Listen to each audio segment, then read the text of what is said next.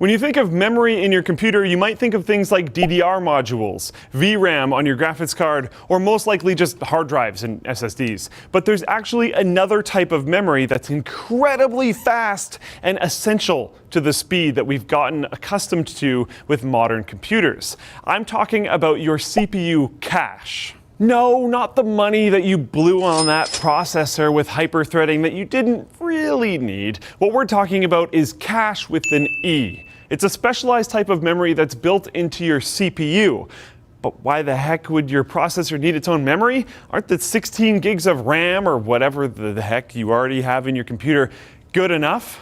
Well, not really, to be honest. You see, those RAM modules are a heck of a lot faster than, say, a hard drive in terms of data transfer, like a lot faster. But your CPU actually wants data much faster than your RAM can even provide it. And on top of that, as CPUs have gotten faster over the years, they continue to outstrip typical RAM modules by wider and wider margins, meaning that without faster memory, your CPU is going to be sitting around doing nothing, like a kind of unproductive employee as it waits for RAM, and you'll run into bottlenecks as a result. This is where cache comes in. Unlike system memory, which consists of dynamic RAM or DRAM, your CPU cache is static RAM or SRAM, which is more expensive and takes up more space, but is much faster than DRAM because it doesn't have to be constantly refreshed in order to hold data the way that DRAM has to be. An average CPU will only have a few megabytes of cache, but it makes a tremendous use of this small amount of memory.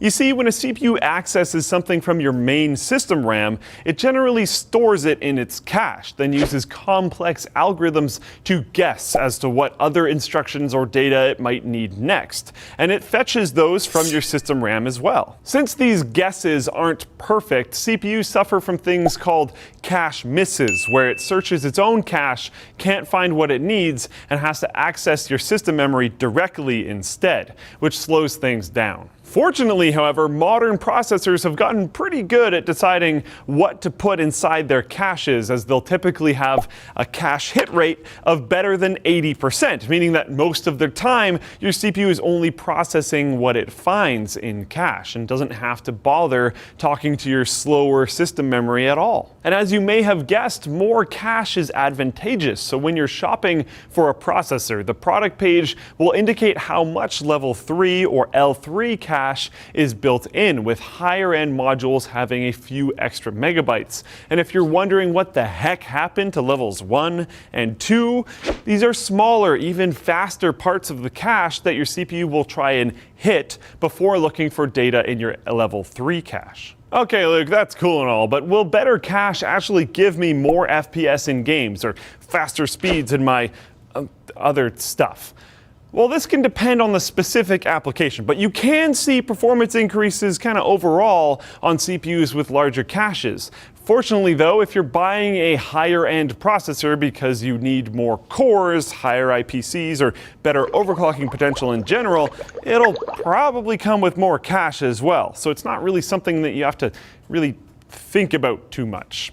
Of course, if you really want that high-end silicon, make sure that you're paying attention to how much cache with an S that your wallet has left. Are you trying to program payments into your app and it's just not that easy? If you're building a mobile app and searching for a simple payment solution, check out Braintree. Braintree's V.0 SDK is one amazingly simple integration away from giving you simple payments every time. Developers around the world have embraced the Braintree V.0 SDK as the easiest way to add secure mobile payments to their apps and websites. Once integrated, Braintree supports a bunch of different ways to pay, like Apple Pay, Android Pay, PayPal, Venmo, credit cards, and even Bitcoin. And if something new pops up, Braintree will support that too. It's used by Uber, Airbnb, GitHub. It's scalable. It integrates into your app easily, just a few lines of code.